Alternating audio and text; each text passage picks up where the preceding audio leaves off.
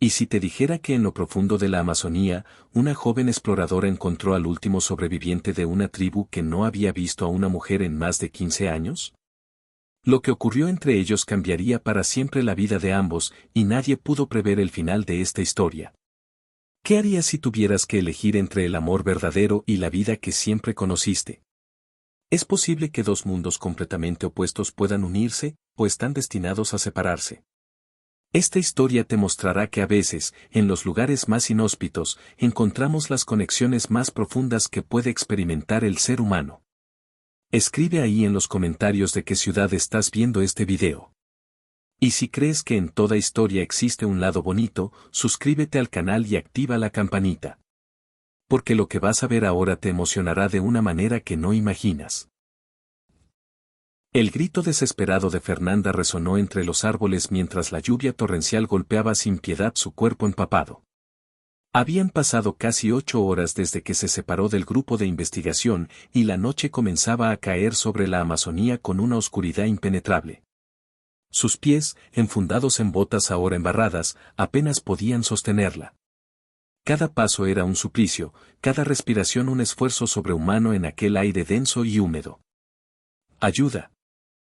Por favor, alguien, gritó nuevamente, sabiendo que sus palabras se perderían en la inmensidad verde que la rodeaba.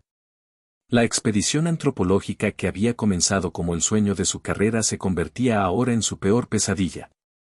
Fernanda Vasconcelos, una brillante antropóloga de 28 años, había llegado a la Amazonía brasileña con un propósito claro: documentar los patrones de migración de las pequeñas comunidades indígenas en zonas remotas.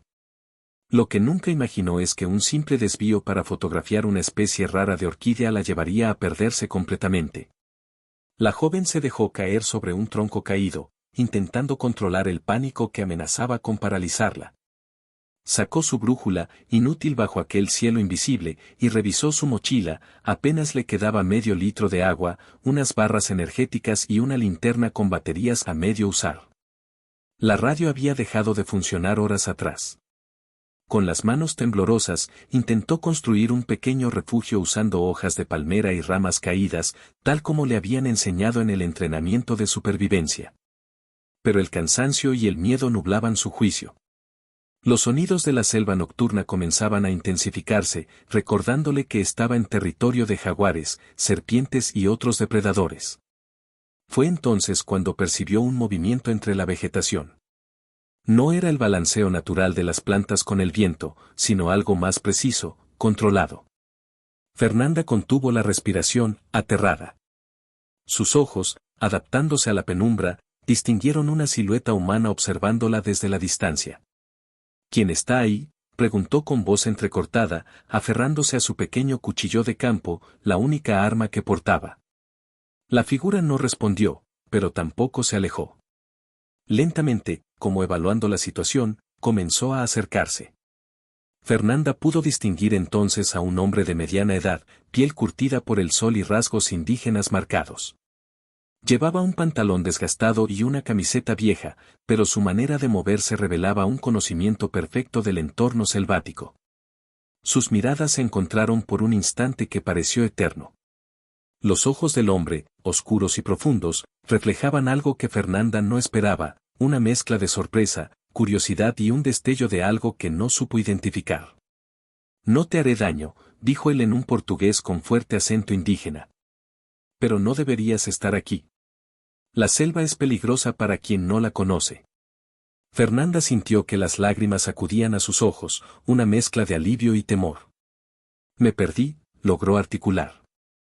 «Mi grupo, estábamos investigando cerca del río Japurá, y yo solo». El hombre levantó una mano, interrumpiéndola con un gesto sereno. «La noche no es segura. Ven conmigo». Sin esperar respuesta, comenzó a caminar, abriéndose paso entre la vegetación con una habilidad que delataba años de experiencia. Fernanda dudó por un instante. Seguir a un desconocido en medio de la selva amazónica contradecía todas las reglas de seguridad. Pero quedarse sola, sin agua, sin comida y sin refugio adecuado, era una sentencia de muerte segura. Con el corazón latiendo desbocado, decidió seguirlo. Caminaron durante lo que pareció una eternidad. El hombre se movía con la seguridad de quien conoce cada centímetro del terreno, deteniéndose ocasionalmente para esperar a Fernanda, quien luchaba por mantener el ritmo.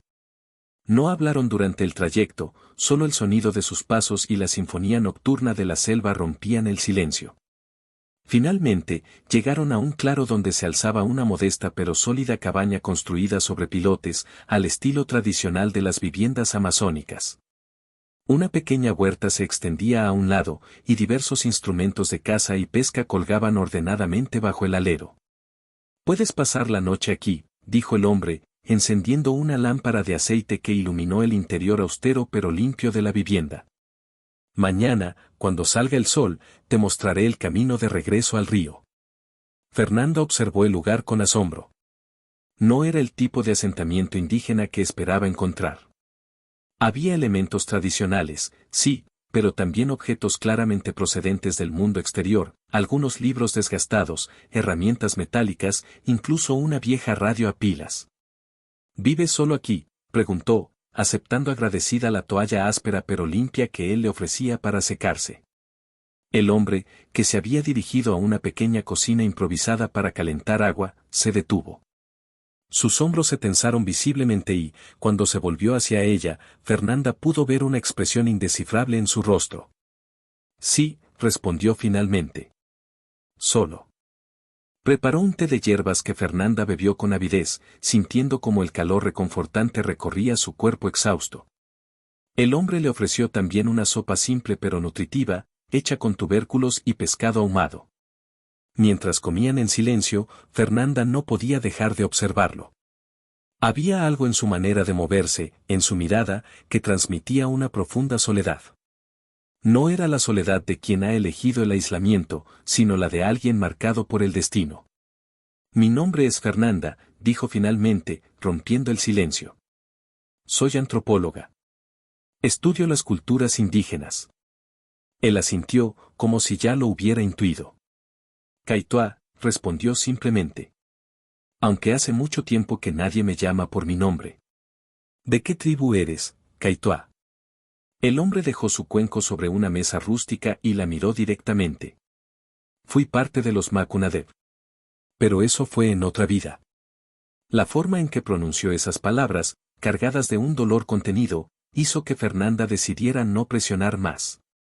En su lugar, le habló de su trabajo, de cómo había estudiado durante años las lenguas y costumbres amazónicas antes de atreverse a emprender esta expedición. Kaitoa la escuchaba con atención, asintiendo ocasionalmente. Sus manos, fuertes y marcadas por cicatrices, jugaban distraídamente con una pequeña talla de madera. «Es tarde», dijo finalmente. «Debes descansar. Puedes usar esa hamaca. Yo dormiré afuera». «No es necesario que», comenzó Fernanda, pero él ya había salido, llevándose consigo una manta delgada. Exhausta, Fernanda no tardó en rendirse al sueño, arrullada por los sonidos de la selva que, curiosamente, ya no le parecían tan amenazadores. El amanecer llegó con una explosión de colores y sonidos. Fernanda despertó desorientada, pero el recuerdo de los eventos del día anterior regresó rápidamente. Se levantó, estirando sus músculos doloridos, y salió al exterior. Kaitoa estaba sentado frente a un pequeño fuego, asando lo que parecían ser frutas silvestres. Al verla, asintió a modo de saludo. «Buenos días», dijo Fernanda, acercándose. «Gracias por rescatarme ayer. No sé qué habría hecho si no». «La selva decide quién vive y quién muere», respondió él con naturalidad. «Ayer decidió que vivieras». Le ofreció las frutas asadas y un poco de agua fresca. Mientras desayunaban, Fernanda notó cómo él la observaba cuando creía que no lo estaba mirando. Había algo en su expresión, una mezcla de curiosidad y nostalgia. «¿Cuánto tiempo llevas viviendo aquí solo?», preguntó finalmente. Kaitoa permaneció en silencio tanto tiempo que Fernanda pensó que no respondería. Finalmente, con voz ronca, dijo, 11 años, 2 meses y 16 días. La precisión de su respuesta impactó a Fernanda más que el número en sí. «Es mucho tiempo». Él asintió, mirando hacia la selva. «No he visto a una mujer en años», confesó de pronto, con una honestidad que la tomó por sorpresa. No desde que Arani, mi esposa, murió durante el último conflicto con los madereros. Fernanda sintió que se le formaba un nudo en la garganta. Había leído sobre los enfrentamientos entre indígenas y madereros ilegales, pero nunca había escuchado un testimonio directo. Lo siento mucho, dijo, sintiendo la insuficiencia de sus palabras. Mi aldea fue atacada, continuó Kaitoa, como si hubiera abierto una compuerta que llevaba años conteniendo. Los hombres con motosierras llegaron de noche. Quemaron nuestras casas, mataron a muchos. A los que sobrevivimos nos dispersaron. Algunos fueron a reservas, otros a ciudades. Yo decidí quedarme. ¿Completamente solo? La selva no te deja estar solo, respondió con una sonrisa triste. Pero sí, sin otros humanos. Hasta ayer. Fernanda se dio cuenta entonces de la magnitud de su encuentro. Para ella, perderse había sido un accidente aterrador, para él, su aparición representaba el primer contacto humano significativo en más de una década. Debo volver con mi grupo, dijo suavemente. Estarán buscándome. Kaitoa asintió, pero algo en su mirada se apagó. Te mostraré el camino. Conozco una ruta que te llevará al río en menos de 3 horas. Desde allí, podrás seguir la corriente hasta encontrar a tu gente. Mientras recogían lo necesario para el viaje, Fernanda observaba cada detalle de aquel lugar que Kaitoa había convertido en su hogar. No era el asentamiento primitivo que muchos imaginarían, sino el refugio de un hombre que había encontrado un equilibrio entre su herencia indígena y elementos del mundo exterior. Libros de botánica se mezclaban con cestas tradicionales, herramientas modernas convivían con armas de caza ancestrales. ¿Qué lees?, preguntó, señalando la pequeña colección de libros desgastados. Todo lo que puedo conseguir, respondió él, sorprendiéndola nuevamente. Cada 6 meses bajo hasta la aldea ribereña más cercana para intercambiar pieles y plantas medicinales por provisiones. A veces, consigo libros. ¿Sabes leer en portugués? Y en español, añadió con un destello de orgullo en sus ojos. Los misioneros que vivieron con mi tribu cuando yo era niño nos enseñaron. Antes del ataque, estaba estudiando para ser traductor. Fernanda sintió que cada nueva revelación derribaba sus preconcepciones. Este hombre, a quien inicialmente había visto como un solitario indígena amazónico, tenía una historia y una complejidad que desafiaban cualquier estereotipo. ¿Nunca pensaste en volver? ¿En buscar a otros supervivientes de tu tribu?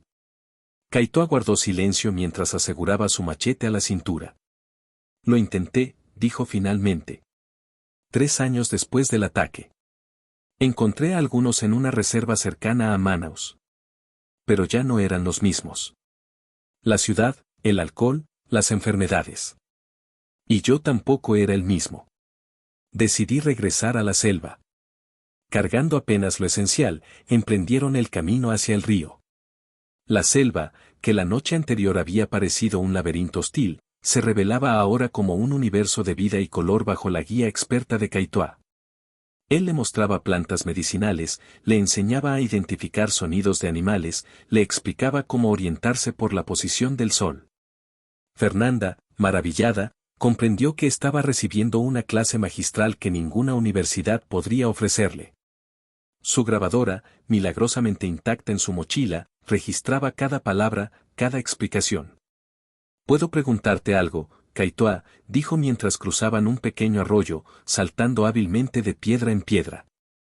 «Ya lo has hecho», respondió él con una sonrisa que transformaba completamente su rostro serio. «¿No te sientes solo?». Kaitoa se detuvo, mirando hacia el dosel de la selva donde bandadas de guacamayos atravesaban el cielo en una explosión de colores. «Al principio sí, tanto que pensé en morir», confesó. «Pero la selva me enseñó otra forma de compañía. Las plantas, los animales, el río, hablan si sabes escucharlos». Continuaron caminando en silencio, cada uno sumido en sus pensamientos. Fernanda no podía dejar de preguntarse cómo sería vivir así, alejada de todo lo que consideraba esencial, internet, teléfonos, supermercados, amigos. Y sin embargo, había una paz en Kaitoa, una seguridad en su manera de habitar el mundo, que resultaba profundamente atractiva. A media mañana, llegaron a un pequeño claro donde los restos de una hoguera antigua indicaban que otros habían pasado por allí. Descansemos, sugirió Kaitoa. Desde aquí, el camino se vuelve más empinado. Se sentaron bajo la sombra de un enorme árbol centenario. Fernanda sacó sus últimas barras energéticas y ofreció una a Kaitoa, quien la examinó con curiosidad antes de probarla. Dulce, comentó, arrugando ligeramente la nariz. Demasiado dulce. Fernanda sonrió. Supongo que estás acostumbrado a sabores más naturales. La selva tiene sus propios dulces, respondió él, levantándose para recoger unas pequeñas frutas rojizas de un arbusto cercano. Prueba. Fernanda mordió con cautela la fruta que le ofrecía. Una explosión de sabor, ácido y dulce a la vez, inundó su boca. Es deliciosa. Pitanga, explicó Kaitoa. Los niños de mi aldea las recogíamos a escondidas antes de que maduraran completamente. Por primera vez, su rostro se iluminó con un recuerdo feliz. Fernanda sintió un impulso repentino de conocer más sobre aquel mundo perdido, sobre la infancia de este hombre que había sobrevivido a tanto. Cuéntame sobre tu aldea, pidió. Sobre cómo era la vida antes. Y Kaitoa habló. Con palabras sencillas pero vívidas, describió la vida comunal de los Makunadeb, las casas circulares donde varias familias compartían espacio, las celebraciones de la cosecha donde danzaban hasta el amanecer. La iniciación de los jóvenes guerreros, los rituales de curación dirigidos por los ancianos. Habló de Arani, su esposa, una tejedora habilidosa cuyas hamacas eran tan codiciadas que comerciantes de aldeas lejanas venían específicamente a buscarlas. Describió cómo se conocieron durante una ceremonia de luna llena, cómo ella había rechazado inicialmente sus avances, cómo finalmente había ganado su corazón tallándole un collar con semillas de acaí que le llevó 3 meses completar. Fernanda escuchaba fascinada, grabando cada palabra, consciente del privilegio que representaba este testimonio.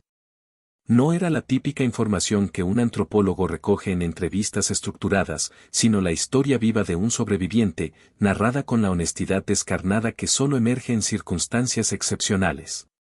¿Tuvieron hijos?, preguntó, cuando Kaitoa hizo una pausa. Una sombra cruzó su rostro. Arani estaba embarazada cuando ocurrió el ataque. 6 meses. El humo, el miedo. Su voz se quebró. No sobrevivió. Fernanda sintió que las lágrimas acudían a sus ojos. Sin pensarlo, extendió su mano y tomó la de Kaitoa. Él se sobresaltó ante el contacto, pero no retiró su mano. Lo siento mucho, susurró ella. No puedo imaginar. Nadie puede, respondió él con voz ronca. Por eso decidí quedarme solo. El dolor era demasiado grande para compartirlo. Permanecieron así, en silencio, con las manos unidas bajo la sombra protectora del árbol. Fernanda sentía que algo profundo e indefinible estaba ocurriendo, un puente invisible tendiéndose entre dos mundos que nunca debieron encontrarse. Finalmente, Kaitoa retiró suavemente su mano y se levantó. Debemos continuar. El río no está lejos. Reanudaron la marcha, ahora en un silencio más cómplice que incómodo. Fernanda sentía una extraña mezcla de emociones, compasión por el sufrimiento de este hombre, admiración por su resistencia, y algo más, un sentimiento naciente que no se atrevía a nombrar. El camino se volvió más accidentado, subiendo por laderas empinadas y bajando a través de barrancos resbaladizos. Kaitoa la guiaba con paciencia, ofreciéndole su mano en los tramos más difíciles, enseñándole dónde pisar, qué plantas evitar. A medida que avanzaban, Fernanda notaba cambios sutiles en la vegetación, el bosque se volvía menos denso, aparecían más claros, señales de que se acercaban a un curso de agua importante. Y entonces, de repente, lo oyeron, el rumor inconfundible del río. El Japurá, anunció Kaitoa, señalando hacia el sonido. Tu gente debe estar río abajo, donde establecen los campamentos de investigación. Fernanda sintió una mezcla contradictoria de alivio y tristeza. Alivio por saber que pronto estaría a salvo, reunida con sus colegas. Tristeza porque este encuentro extraordinario llegaría a su fin. Kaitoa, comenzó, sin saber exactamente qué quería decir. Yo gracias. Por salvarme, por compartir tu historia. Él asintió, con esa economía de gestos que lo caracterizaba. No tienes que agradecer. La selva te puso en mi camino por alguna razón. Avanzaron los últimos metros hasta la orilla del río. El Japurá se extendía majestuoso ante ellos, sus aguas de color té oscuro fluían poderosas entre las márgenes exuberantes. A lo lejos, río abajo, se veían columnas de humo que probablemente provenían de campamentos.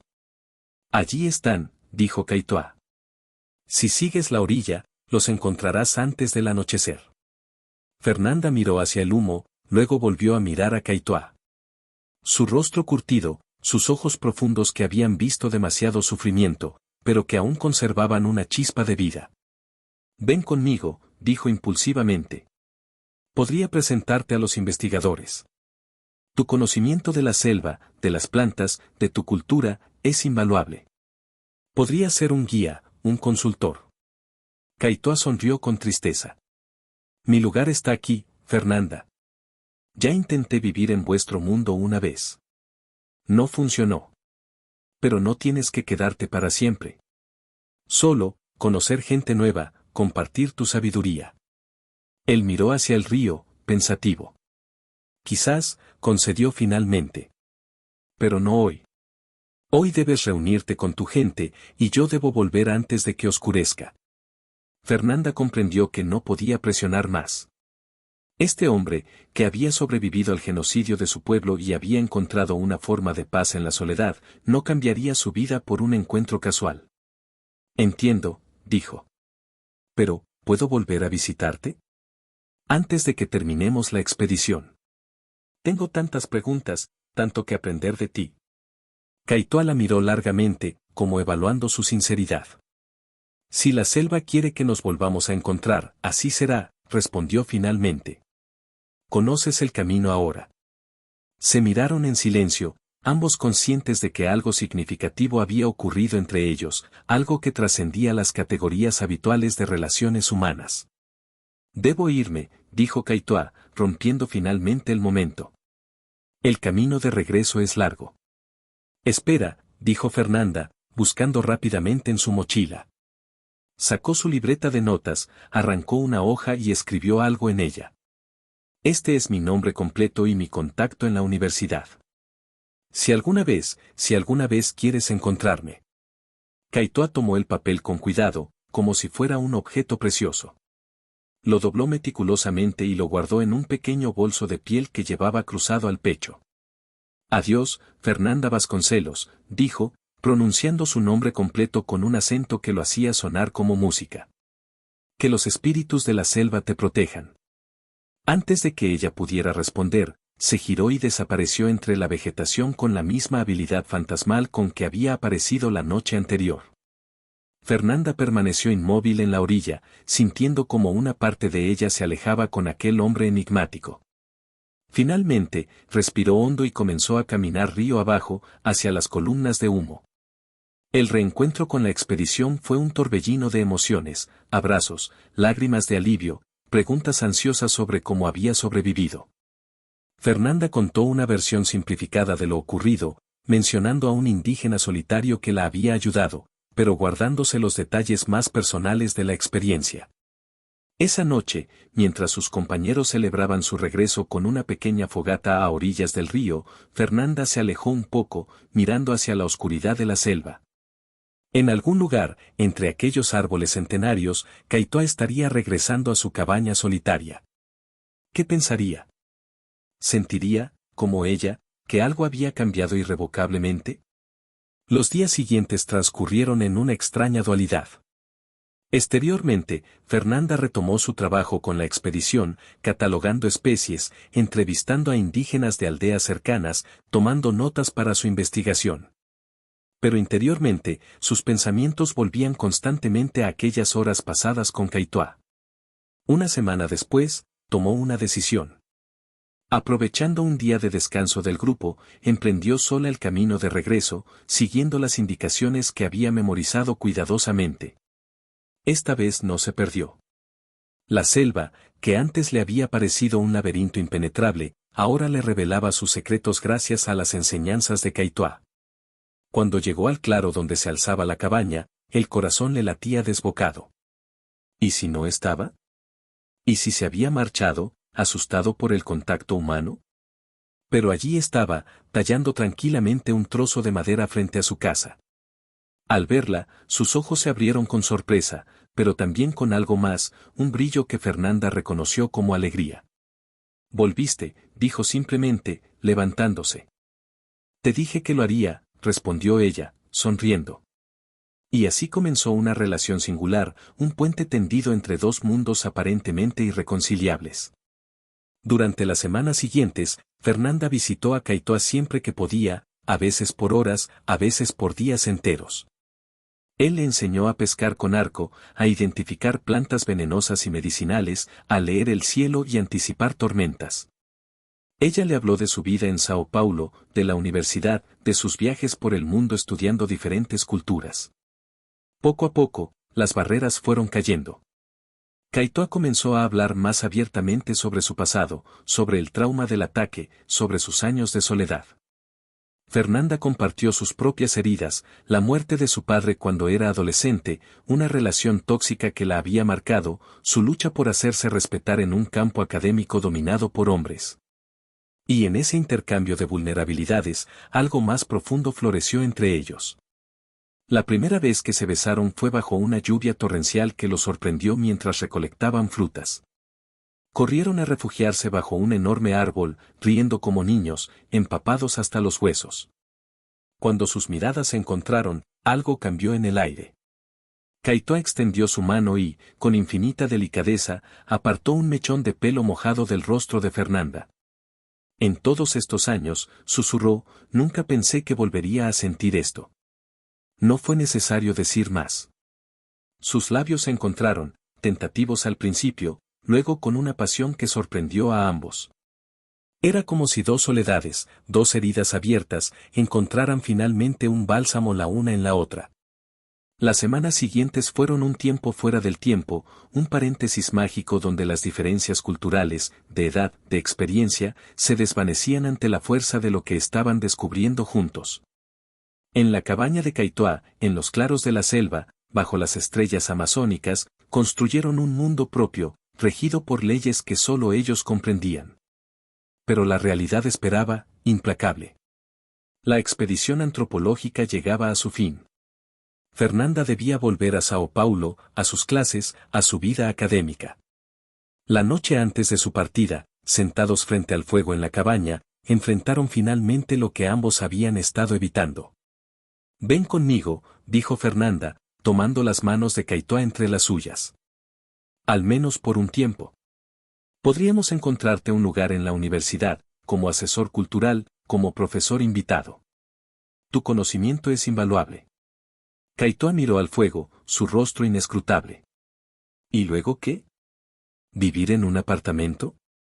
¿Caminar por calles de cemento? ¿Respirar aire contaminado? No tiene que ser para siempre. Solo, probar. Ver si podría funcionar. Él se levantó, moviéndose hacia la ventana que daba a la selva nocturna. «Ya probé ese mundo, Fernanda. Lo intenté después del ataque. Viví 6 meses en Manaus. 6 meses de pesadillas, de sentirme atrapado, de no poder respirar. La ciudad me estaba matando lentamente». Fernanda sintió que las lágrimas acudían a sus ojos. «Entonces, ¿qué sugieres? ¿Que yo abandone todo y me quede aquí? ¿Mi carrera, mis amigos, mi madre enferma?» «No», respondió.